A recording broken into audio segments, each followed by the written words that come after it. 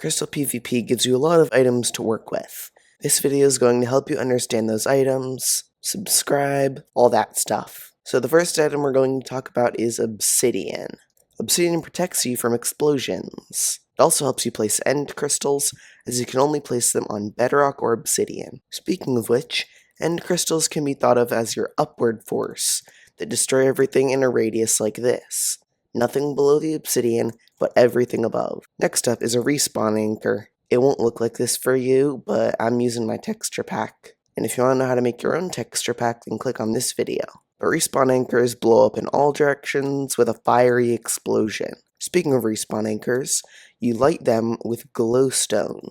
The glowstone can be used to block up if you really need to, and it can be used for safe anchoring, which is basically where you place the respawn anchor, light it with glowstone, place glowstone at your feet, and then blow it up. Would you look at that? We're already on to the items. Subscribe if you've liked the video. This is a crossbow and a slow falling arrow. Arrows by themselves don't do much to players in full netherite, which reminds me, we should add armor to this list as well. In case you don't know, being below an end crystal does less damage than if you're above it. So if you're falling slower than you normally do, it means you're an easy target. Next up are pickaxes. Pickaxes help you get down low, away from explosives like respawn anchors. Oh goodness. Next up is totems. They're very handsome if I do say so myself. Totems of Undying basically give you another life, so if you die you only lose the totem. This allows you to make risky moves, like attacking someone when they're in a good position.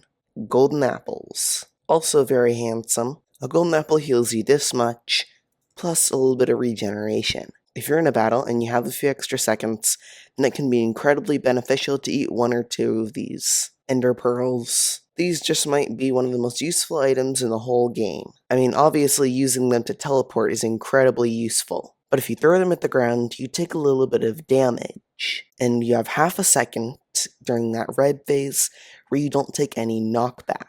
Now, not taking knockback is a really important thing when you're a crystal PvPer, because you can't get hit crystalled. Next up is the bottle O Enchanting. Now, if there's one thing I've learned, it's that crystal PvP wears your armor to shreds. If you're out here safe anchoring and all that stuff, then your armor is going to go down real quick. So if you have mending on your armor, you can always use bottles O Enchanting to heal your armor right up. Next up, enchantments. You see, here's a really cool armor hack. If I wear full blast protection 4 armor, an end crystal does this much damage. And if I wear a full set of armor with protection 4 and the only thing blast protection is the pants, it does the same amount. You see, every protection enchantment, except for the actual protection enchantment, it doesn't matter how many pieces of it you're wearing, it all has the same effect. And since explosion damage is based on foot contact, if only the leggings have protection 4, you can survive a whole lot.